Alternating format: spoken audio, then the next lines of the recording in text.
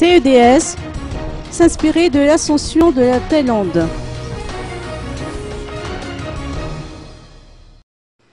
La 9e promotion du Centre d'études diplomatiques et stratégiques a présenté hier au Café de la Gare le rapport de leur voyage d'études axé sur la recherche d'opportunités économiques à Bangkok et en Thaïlande, en présence d'une pléiade de personnalités, dont le ministre des Finances et du Budget.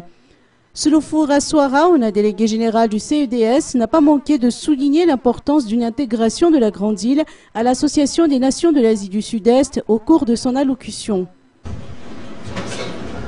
Un séjour qui nous a permis de découvrir l'économie florissante de ce pays et sa culture jalousement protégée malgré l'invasion des millions de touristes par an. Pour nous, des échanges dans tous les domaines avec ce royaume, membre de l'ASEAN, s'avèrent plus que nécessaires. En effet, l'intégration effective de notre pays au sein de l'ASEAN est plus que stratégique.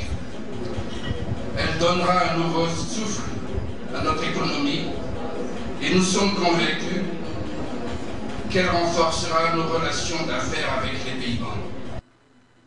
Les auditeurs du CEDS ont constaté de visu au cours du voyage d'études l'émergence de la Thaïlande qui a considérablement réussi dans son ascension, surtout dans les domaines de l'agriculture et de l'exportation, une formule gagnante dont Madagascar pourrait s'inspirer.